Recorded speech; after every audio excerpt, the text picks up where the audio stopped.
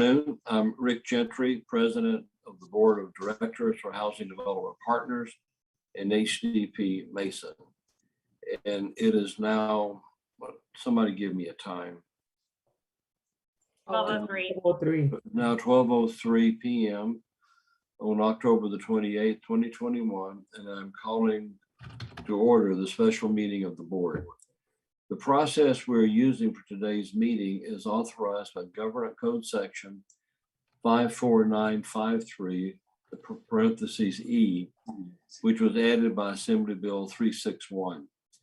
This allows the board to use teleconferencing and provides the public with an opportunity to address the board through a call-in or internet-based option during a proclaimed state of emergency.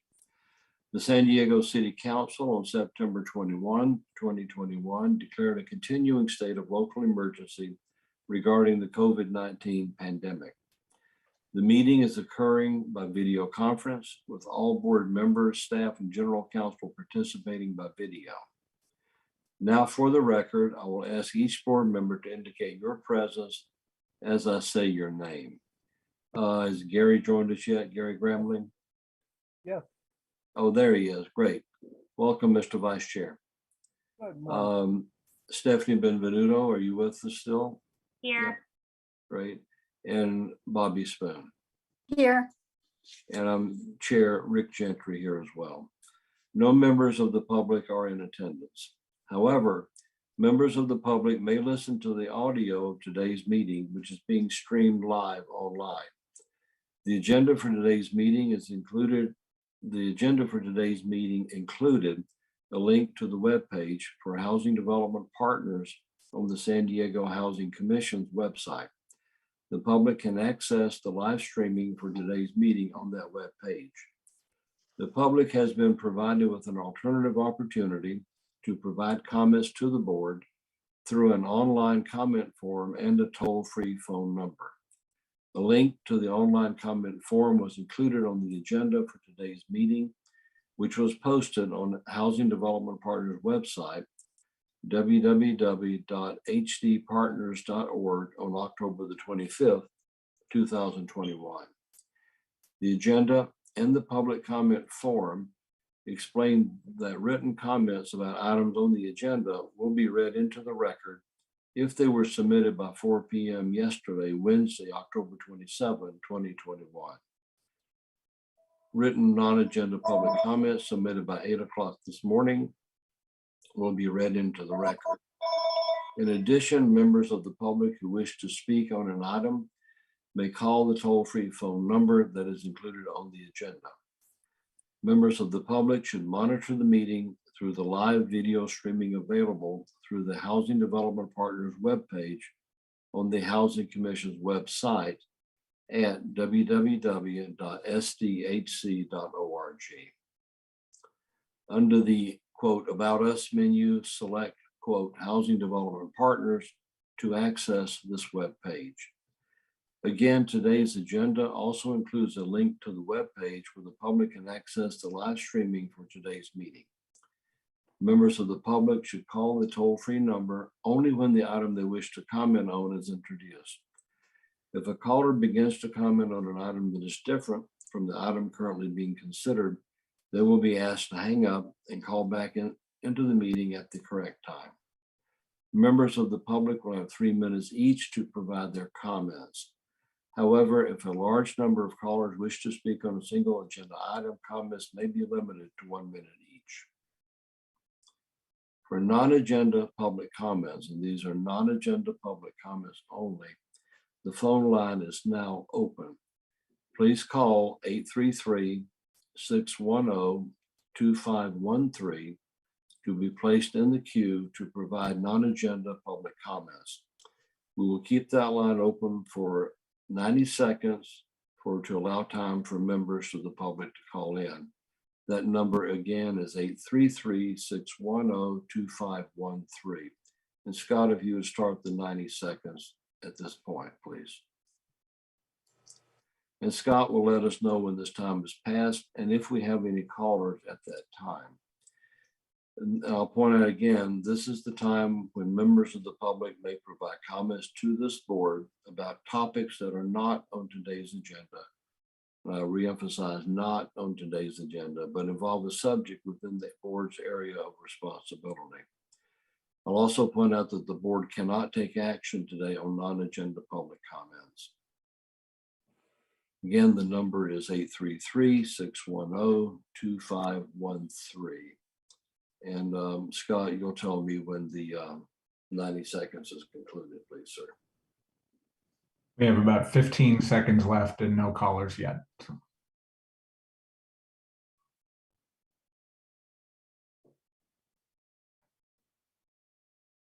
Stephanie, I see what you go through with every board meeting now. That A concludes, long speech. that concludes the time, and there are no non-agenda public comment callers. Thank you, Scott. Next on the agenda is the approval of the minutes from the December 10, 2020 board meeting. The phone line is now open for public comments about the minutes. Please call 833-610-2513 to be placed in the queue. We will keep the line open for 90 seconds to allow time for members of the public to call in. And Scott, if you would start the 90 seconds now. There were no public comments submitted earlier regarding the minutes. And again, the number to call is 833-610-2513.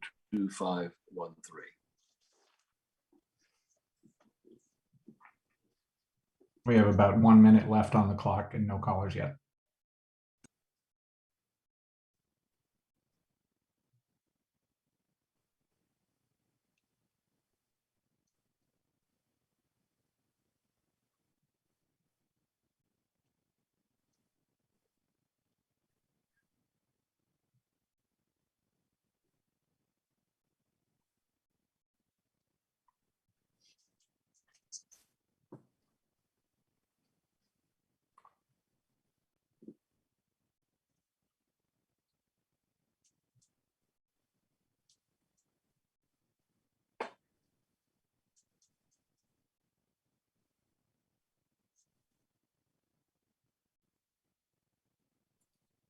We look so serious.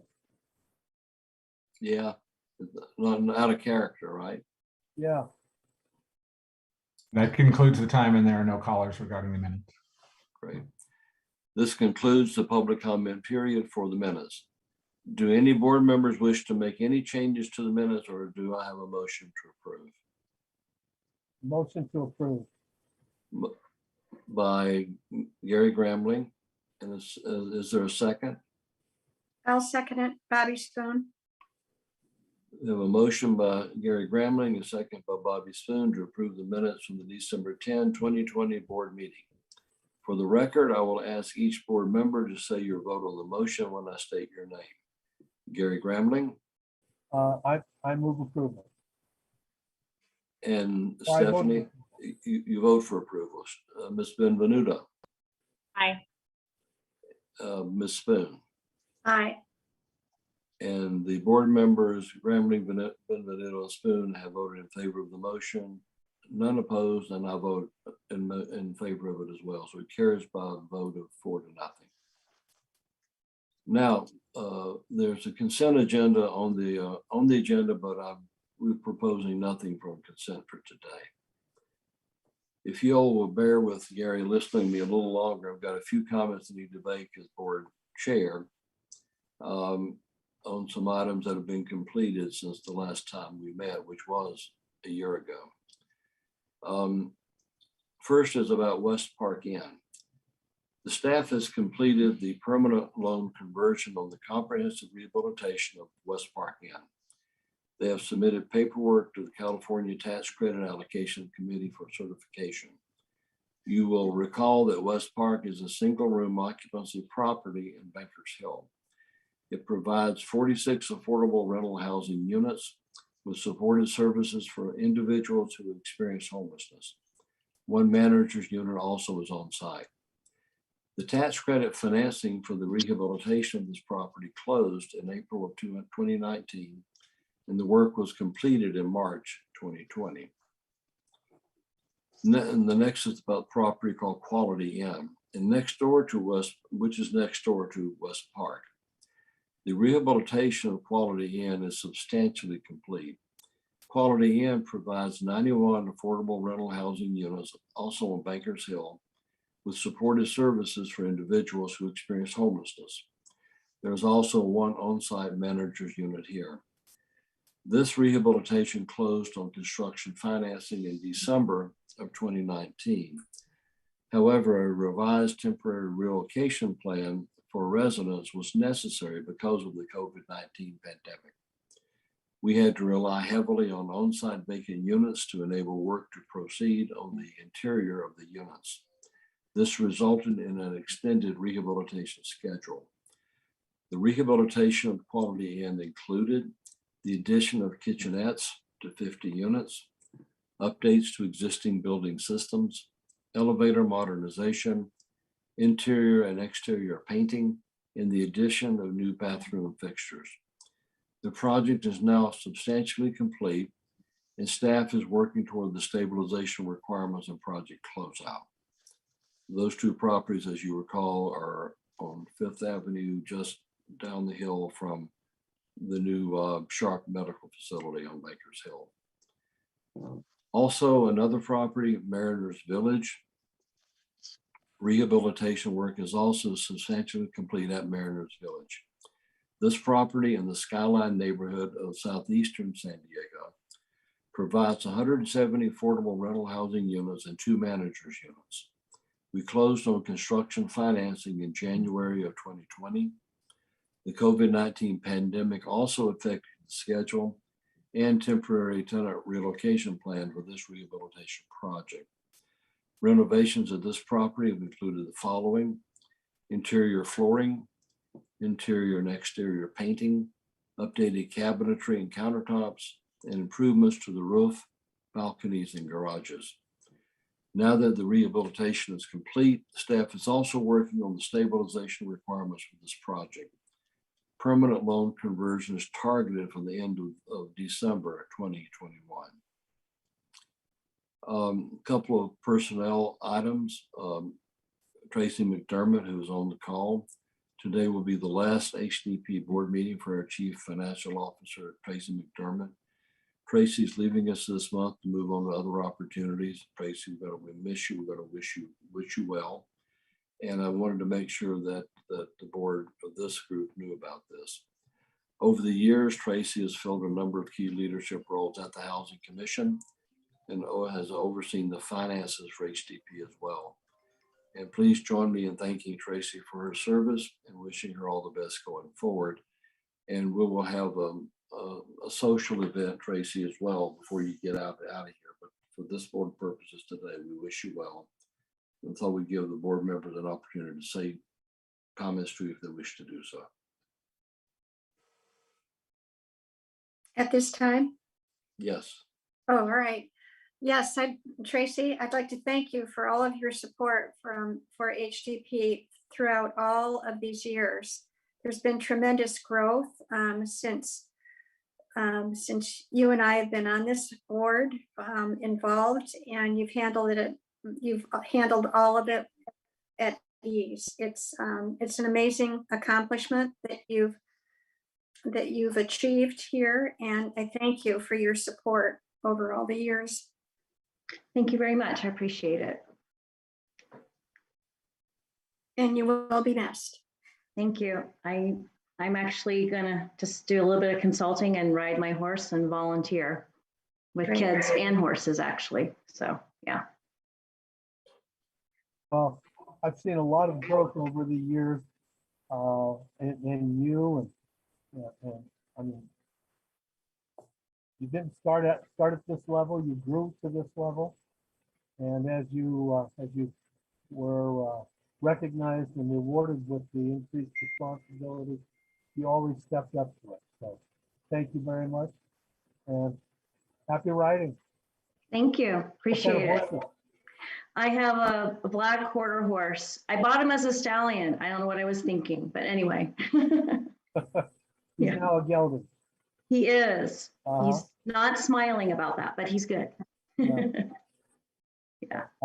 My dad used to raise quarter horses, so Yeah, that's what I always love. yeah. And I volunteer with therapeutic riding with kids and horses, so I do that as well. Up there in Alpine? I'm actually at Helen Woodward. Oh, okay. Yeah. Well, Yeah. good luck. Thank you. Yeah, I'd like to echo all those points. Tracy, it's been a pleasure to work with you. I mean, truly, your ability to get such complicated things and so many numbers into the brains of, hacks like myself and the other board members, even on the commission side. You've been so good about really making sure we're educated. And, I've only been on the commission for 4 years, and certainly there's been, of course, your professional growth, but even the budgetary growth.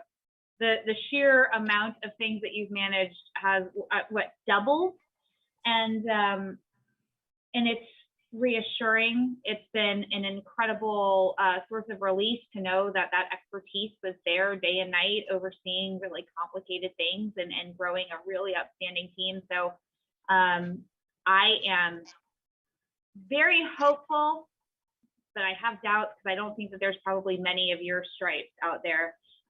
That we'll continue to, find ourselves another unicorn to do this work, but really rooting for you in the next steps. You deserve quite a nice rest, and thank you for all you've done.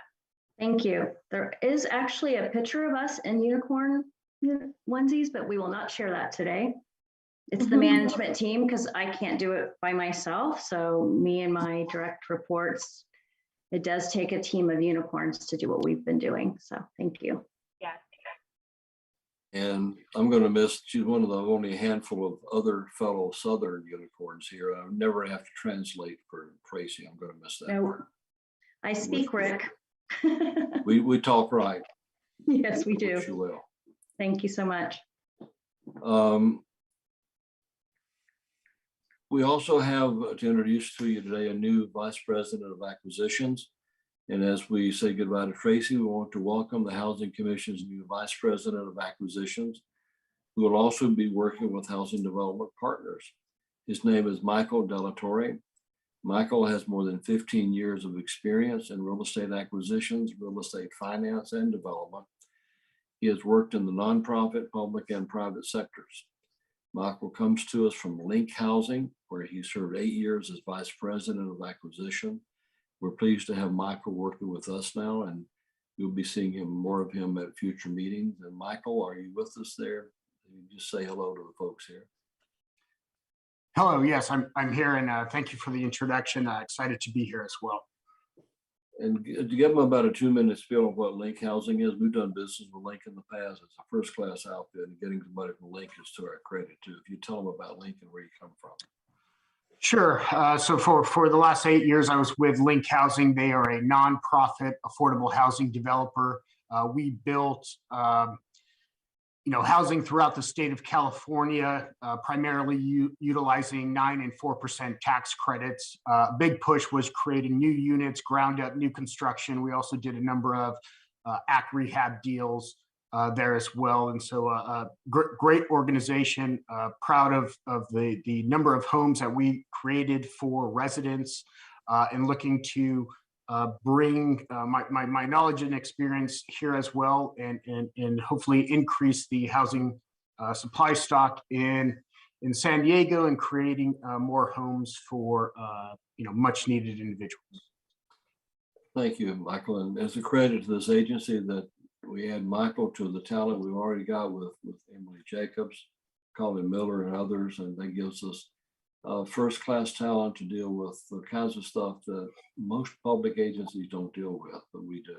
So, and for Bobby and Gary, going back 10, 12 years, you remember how far we've come in that regard too. Right. But Michael, welcome and thank you. A bit of very sad news to acknowledge. I want to take a moment just to acknowledge and remember Mike Pavko. As the board knows, Mike passed away just about a month ago.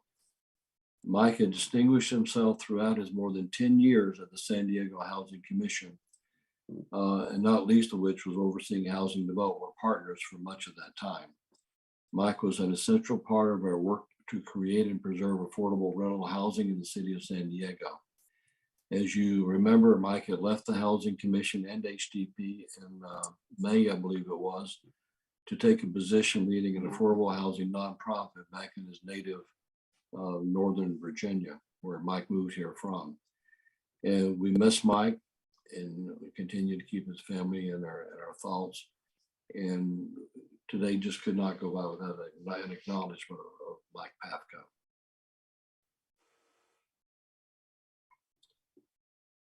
Another couple of issues. The next one I've got to read to you because of Chuck, so blame him for this. You got to listen to me a little bit longer. This is a legal analysis on the appearance of conflict of interest. And legal counsel are performing an updated analysis of conflict of interest laws and regulations related to the relationship between housing development partners and the San Diego Housing Commission. The lawyers have concluded that a legal conflict of interest does not, not exist regarding my services as both president of this board and as president and CEO of the Housing Commission. The conclusion also applies to Stephanie Benvenuto as a member of this board and as chair of the Housing Commission's board. However, federal regulations require additional steps to prevent the appearance of a conflict of interest. To address this potential appearance of a conflict, staffing is separated for real estate activities that involve both HDP and the Housing Commission. In these situations, Executive Vice President of Real Estate, Emily Jacobs, and I, Rick Gentry, will be the staff decision makers for housing development partners. And for the Housing Commission, staff decisions will be made by Deputy Chief Executive Officer Jeff Davis and Vice President of the Multifamily Housing Finance, Colin Miller. This is the practice with different personnel, of course, that we have followed for the last 13 years since I've been here to avoid any appearance of a conflict of interest. Only the names of some of the staff are changing. A more detailed report about the final legal analysis will be provided to the board for the next meeting. And that concludes the chair's comments this morning. I might see if Gary, Stephanie, Bobby, any of you have comments from board perspective. Bobby? No. Okay. Stephanie, anything from you? No. And Gary? No, I'm gonna be quiet. Wow. I'm looking serious and you're quiet. That's a good day. Well, let us proceed now to item number 7, which is an action item on today's agenda. And this is regarding the Casa Colina pre-development budget. Once again, we're going to open the phone lines. The phone line is now open for public comments about item number 7. Again, the Casa Colina pre-development budget. Please call 833-610-2513 to be placed in the queue. And we'll have, again, be able to call in during the staff presentation on this item. But again, the number to call is 833-610-2513. And we'll take the public comments after the staff presentation. The Director, Josh Hoffman, will be presenting this item. And Josh, you may begin when you're ready. Thank you. Good afternoon. Staff is seeking approval of the action items detailed in the Casa Colina board report, more specifically to approve the pre-development budget, authorize a pre-development loan, and to enter into contracts and execute necessary documents as approved by legal counsel. This requested approval will enable HDP to prepare a financing plan and construction documents to effectuate a comprehensive rehabilitation of the property. First, an update. Casa Colina is located at 5207 52nd Place in the Colina del Sol neighborhood of San Diego.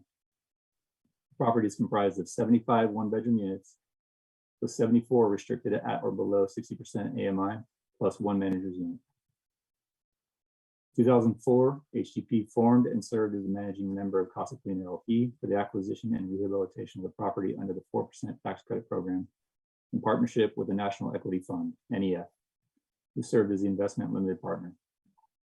In 2019, the project reached year 15 of the partnership, at which time NEF exited and HDP acquired their interest in the partnership, followed by approval by HUD, TCAC, and the Housing Commission. The interim ownership structure will continue until HDP identifies financing, following this board's authorization for a comprehensive rehab of the property. Since last presented to the board, staff has completed due diligence activities within the approved budget, developed a rehab scope of work, performed preliminary research on potential financing scenarios, and completed procurement activities to identify the project's consulting, architectural, and civil engineering teams. Part of our due diligence, we determined that asbestos-containing materials are present in typical building materials for projects of this vintage. Additionally, several of the units at Casa Colina were noted to exhibit conditions that may contribute to microbial growth and thus may warrant repair and remediation prior to the greater rehab of the property. We reflected these findings in our pre-development budget and rehab scope of work.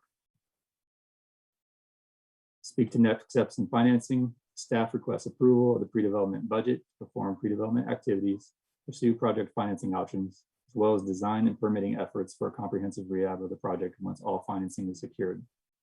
A key component of the pre-development and project financing activities will be navigating HUD's markup to market process in order to qualify project units for a potential increase to the Section 8 subsidy under a new HOP contract. HDP will engage the legal services of Hessel, Eloise, and O'Leary PC for this task and successfully completed a similar effort on the San Diego Square project. Pre-development budget is included with the board report, which details expenditures required to reach permit readiness for construction, apply for financing, and pursue the HUD markup to market process. Staff is recommending that HDP advance the partnership these funds through a promissory note at 6% interest that will be repaid at closing. Pending this approval, the schedule anticipates submitting funding applications in mid-2022. Permit approvals from the city of San Diego are anticipated by January 2023. And as both the HUD and permit activities progress, financing scenarios will be refined and brought to this board for recommendation and approval. Finally, staff recommends that the board approve the pre-development budget and pre-development loan as presented in the board report and by staff. And we're happy to answer any questions at this time. Josh, when was that building built? Gary, if we could, before we do that, I need to ask if there are any public comments called in. Scott, anybody called in? We don't have any callers. Then that concludes the public comment for item number 7. Gary, now you can go ahead, sir. Okay, so when was that building initially built? It was 1975, so. Okay, because I was I thought it was more recent than that, and I was trying to figure out why we had asbestos. Yeah, it predates most of the asbestos regulations. Yeah. No lead was found, but By about 3 to 5 years, depending Yeah. upon the extension on it. Okay, and then my other question is, as I look at the pre-development budget on the third line, 4005, architecture and engineering. And I'm looking at a budget there for $335,000 for architecture and engineering. What are we doing to change that building? yeah. So part of the expense here is developing an as-built set. So the documents on this project are unfortunately light. So we do have to come through with the survey to actually produce measured drawings of the property to commence the work thereafter. So from there, we would be going through and mapping out areas of concerns for this asbestos report, the mold remediation, et cetera. And there will be a required effort to bring these units up to compliance with current codes for accessibility, for ADA, Section 504, et cetera. So this budget assumes the most aggressive scenario of that, which would be conforming with the tax credit requirements, for which those units, the required minimum is actually double the California building code requirement at this time for a rehab project. Okay, just seemed like a lot of money, but I understand you're recreating the plans from scratch. Correct. That's my last one. And I'll point out for all 3 board members, but particularly for Gary and Bobby, this was done well before any of us were here. And as you recall, we changed our standards tremendously a dozen years or so ago. In no small part because of you guys. That was actually the first housing commission property that I went on site to visit. Okay. Great. I would add for context too, that the previous rehab was relatively light for contemporary standards as well. So there's a bit of an effort to go back through and dig through that. Thank you, Josh. And another practice we have changed over the years. Stephanie or Bobby, either comments, questions? I have no questions, and I'll make a motion to approve. Okay, it's been moved by Roberta Spoon. Is there a second? I'll second. Second by Stephanie Benvenuto. As I say your name, if you state your vote on the motion. Gary Gramling, Aye. Stephanie Benvenuto, Aye. Bobby Spoon, Aye. and Chair vote aye as well. So the motion carries by a vote of 4-0. Thank you very much. And next is item 8 regarding an HDP contribution for the construction of 5 accessory dwelling units just completed by the Housing Commission. And the phone line is now open for public comments about item 8. Please call 833-610-2513 to be placed in the queue. There were no written comments submitted regarding this item. Again, the number to call is 833-610-2513. And we will take any public comments after the staff presentation. And Josh, you got this one as well, sir. If you go ahead and begin. Thank you. Staff is seeking approval for the action items detailed in the accessory dwelling unit board report, more specifically to authorize a contribution of up to $200,000 from Housing Development Partners to HDP ADU LLC for the completion of the 5 accessory dwelling units.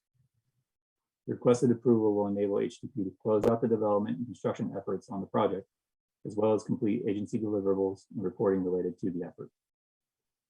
First, I'm pleased to present the board with a brief overview and status update of the ADU project. As you may recall, in November 2019, the San Diego Housing Commission approved the sale of 5 single-family homes to HDP for the construction of accessory dwelling units, or ADUs.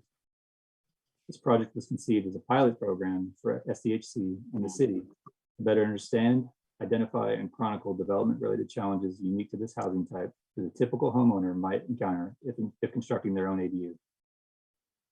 A $1.2 million MTW grant was approved by SDHC to fund this effort. 4 of the ADUs are site-built and include a studio, 1-bedroom, 2-bedroom, and 3-bedroom home designs based on pre-approved plan templates from the city of Encinitas, modified to conform to the city of San Diego's municipal code. The last ADU is a 1-bedroom manufactured home. Project is now substantially complete, and a lessons learned document has been produced and made available for public use on the SDHC website. Additionally, the plans for the 4 site-built units are being prepared for use as pre-approved plans for free public use in the city of San Diego. Speaking to the project budget impacts, the project pro forma and budget included a total hard cost contingency of 12% and soft cost contingency of 10%, for a total of approximately $122,000. As the pilot was intended to reflect the experience and budget of a typical homeowner, no developer fee was included. In the closing transaction, however, approximately $20,000 over the allotted budget of bank, legal, and closing fees were billed against the $1.2 million grant funds, thus reducing the available contingency in the development budget. Unique site characteristics and issues arising from the COVID-19 pandemic also presented challenges that affected the schedule and budget for the pilot project. Shortly after the start of construction on 2 of the sites, issues related to the locations of slopes on the sites relative to proposed retaining walls and the ADU foundations became apparent. As a result, the ADUs could not be built as originally drawn and permitted. These 2 sites required minor changes to their site plans and a partial redesign of their foundation systems in order to proceed. Project team worked swiftly toward an economical and expeditious solution. However, the plan revisions required a formal construction change to be submitted to the city for approval. COVID-19 impacts were first felt during the construction change process. As the city's development services department were experiencing considerable processing delays due to the pandemic. This pushed the approval times for these construction changes to nearly 4 months. Ultimately, confluence of additional design and permitting fees, schedule delays, and additional construction work to resolve these issues, as well as material scarcity issues and cost escalation during this time, resulted in approximately $175,000 in costs that were not a part of the original budget. Lastly, COVID-19 affected the provision of gas and electrical utilities to the ADUs. The project absorbed additional financial burdens that are not typical as a result. Utilities for the ADUs are reliant on the primary service point at the single-family homes. The approved plans at each site originally involved the relocation of existing gas services at the single-family homes to comply with current code requirements for safe separation between the gas and electrical services. Although planning began early for the utilities work, and plans had been approved by SDG&E early in the project timeline, staff was notified shortly after construction commenced that SDG&E would no longer relocate existing gas services due to COVID-19 related supply chain issues with gas piping. In order to solve the issue within a reasonable time frame, electrical services at the single-family homes would have to move instead. This added approximately $65,000 in costs, not part of the original budget. Speaking to lessons learned, contingencies held in the initial pro forma as percentages are suitable for larger development budgets, but when scaled down to this smaller budget, they did not translate into enough actual dollars to defray the expenses that resulted from the challenges that this project faced. Staff recommends that the board approve the requested contribution of up to $200,000 from Housing Development Partners to HDP ADU LLC for the completion of the project and its associated deliverables. We're happy to answer any questions at this time. And before we go to the board, Scott, do we have any public comments from callers on this item? We don't have any callers at this time. Okay, then that concludes the public comment period for item number 8. And board members, do you have questions or comments on this item? I have none. Go ahead. No, I have none. I just want to comment. I contacted Josh fairly late yesterday and asked him if he could get me some illustrations of the product of the ADU because I was taking a very long nap when this project was approved back in November of 2019, and if I don't think I ever saw the illustrations in the time since then. And Josh jumped through a couple of hoops, I'm sure, and got me a good selection of elevations and floor plans and everything. I think it's a great project. I like the looks of it, of all 5 of them. And I thank Josh very much for getting me that. What are our long-term plans now for the houses and the additional units? We're going to put, let me ask Emily Jacobs. Emily, would you address that, please? Sure, yeah. So currently, we're through the budget process going to weigh our very many policy ask in terms of what we do on a going forward basis with respect to the ADUs.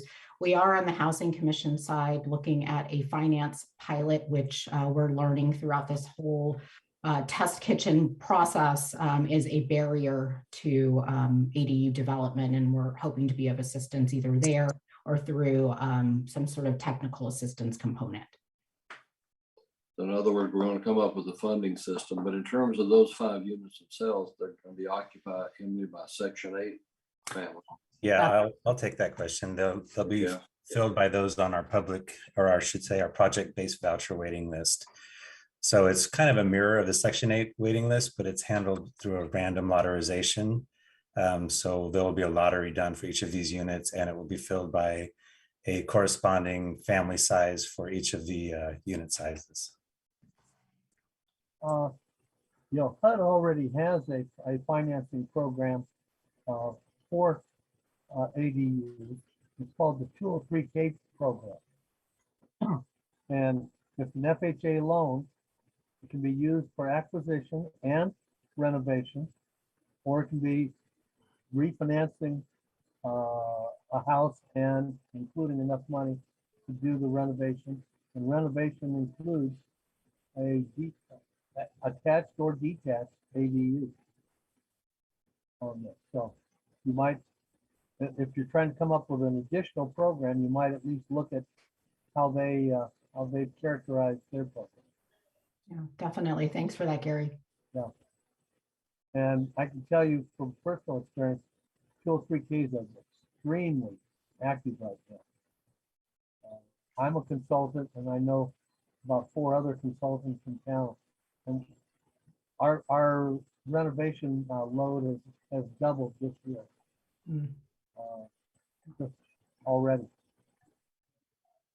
I'll point out too that the idea for doing this in the first place, doing the 5 ADUs, came from one of Emily's staff members who surfaced the idea. So, and that together with the quality of Emily, Michael introduced you to a while ago, and Josh, I think that should provide some comfort to the board that although staff changes continue to occur, as is normal in any industry and any business, we're able to attract and keep some good, solid, quality people. So I'm very pleased with the quality of the folks in their real estate department, and we've not missed a beat over the years. And with that, let me ask if there are any other comments from the board. I had a quick comment and a question. The comment being, thank you, Rick, for pointing out that this was a staff developed idea. ADUs are, as far as the market rate stuff is going, I think really the only moving vehicle to create housing that would hit middle income or naturally occurring affordable right now, which is a testament to where we are in the housing discussion. But nonetheless, it is a successful vehicle in the city. And so this is a great exercise and one that I think has real world implications for folks that are just trying to do their part, whatever that may be. But what strikes me, and I appreciate the call out about SDG&E and moving through permitting and there's legal closing. There's a lot of administrative stuff that goes into this, even though it is a simplified process. Do you think, from the perspective of staff who ran this drill, forgive me for calling it that, but this sort of effort, you're more sophisticated when it comes to DSD. Gary was just talking about being a consultant on this. I can appreciate that from my day job. I hear a lot about if you're not fluent in city processes, you are going to end up costing yourself a little bit extra. So can you kind of help me understand if we baked in any of that just human nature of clicking the wrong thing, not having the right piece of paper? Will that increase cost? Do we bake it in? What do you think? Yeah, Stephanie, I'll start with that and then ask Josh to supplement. So, as part of this process, we, summarize lessons learned, and it came through and through that you have to have an experienced group of people navigating this, because all of the development principles still apply, whether the scale is small or not. And to your point, if you have not, or you're not working with someone that knows how to navigate DSD, you're going to suffer on the cost and the time standpoint. So we have been recognizing that technical assistance is really the secret sauce to being able to see these kind of more prevalently in the city. And I know this, Stephanie. Just a few years ago, no one heard about this. There were maybe 5 permits, and now we're up to 400 in the last year alone. So a lot of interest, and there's no one place these are popping up. They're geographically dispersed everywhere. So there is interest and potential here. Josh, any more on the DSD front? I think I would echo your comments in the conversations with staff when your shop relative to the loan pilot program. We kind of agreed that the best use of some of those funds would actually be in providing assistance with consultant services to kind of hold a homeowner's hand through that. There's enough risk involved with construction anyway, particularly when it's your own home and you're limited resources, and having a day job, family, et cetera, to balance, to actually have somebody there to help you navigate through that. I know, speaking from previous professional experience on larger projects, architects will be very well involved with that process and help you through. But on smaller single family home rehab stuff, a lot of times you're kind of at the mercy of the timelines that they provide and your ability to turn things back around very quickly, and not having that technical base to pull from, it would be very challenging. Thank you. And if any board member would like to have a tour of one or more of the properties, let us know. We'd be glad to take you by there. They're all in District 8, South Side. They range from the manufactured unit to a 3-bedroom unit, and they're good quality stuff. So it's not only a good example of what the general population can do by unit, but also by process. And as Emily indicated, we're going to do our best to develop some financial incentives in the future to add to our portfolio of options for the city. Any other questions or comments by board members?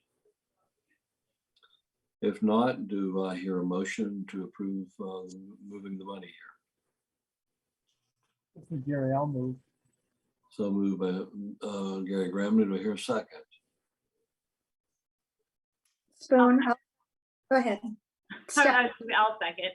Okay, second by Stephanie. Okay, we have a motion by Gary Gramley and a second by Stephanie Benvenuto to approve item number 8. As I say your name, please state your vote on the motion. Gary Gramling, Aye. Stephanie Benvenuto, Aye. Bobby Spoon, Aye. and I, Rick Gentry, vote in favor as well. So there are 4 votes in favor and none opposed. Let me ask, and that concludes the action items of for this meeting. Let me ask if any board members would like to receive an update on any of the information items that are listed on today's agenda. We'd be glad to provide an update on any of those you might want to have addressed today. Yeah, this is Gary, and I was looking at through the consolidated statement of financial position that was dated December 31st, 2020. And on page 26 of that, it says that developer under housing development partners, it's got all of our different corporations broken out, but under the HDP one, says that we have as a non-current asset developer fees receivable in the amount of $11,702,000. And I'm just sitting there going, that appears to be a non-recognized receipt at this time. It's like we've got it there, it's owed to us, but we're not taking credit for it at this time. Now, Correct. wondering why that might be. Correct. So per GAAP for accounting, any deferred fees that are paid from future operating cash flows, we are not recording as revenue until received because they are so uncertain. So there is a receivable for them and a corresponding liability. And when those receipts come in, we will record that as revenue at that time. Most of that is the huge deferred fee, as you know, for Mariners Village. So a lot of that is that fee. It's pretty much just the fancy accounting treatment, that we're just required to not overstate revenues until we actually have the cash in. Only on the permanent developer fees that are paid from capital or permanent sources are we allowed to record that as revenue. How many years will it be, do you think, that number is going to be on that line? A long time, depending Yeah. on operating cash flows. Obviously, that's paid over 10 to 15 years. And that's why there is an offsetting liability for that amount. And it is a net zero effect then on your net assets, in essence. Okay, thank you. Mhm. And then, one more question. I was looking back at what is it? Portfolio by investment type. And this is real near the end. And I just printed out the page, not the whole report. And I was noticing that we've got 2 entries, cash, that's insured cash sweep, FDIC. And I was just wondering, how do we, what's happening to that line? Where's that money? So that money is just pretty much sitting, because of the FDIC limits, of course, of 250K. It sweeps every night and invests in multiple. So we always stay at that limit in our cash instead of, as a nonprofit and not a government agency like Housing Commission, we are not available. We don't have the option to collateralize. It's only available for government entities. So in lieu of that, we do this cash sweep. So overnight it sweeps to 250 increments to multiple banks. So it's just securing our collateralizing pretty much the same. It's called a CDARS. It's a investment tool that you can use for nonprofits. We can do up to $12 million in $250,000 increments. Okay. And because the interest rates are where they are, we don't have them in a lot of CDs at this point. They're just, it makes more sense to keep them in a more liquid account because of the rates. The rates are worse to put them in longer term investments. Right. Okay, thank you.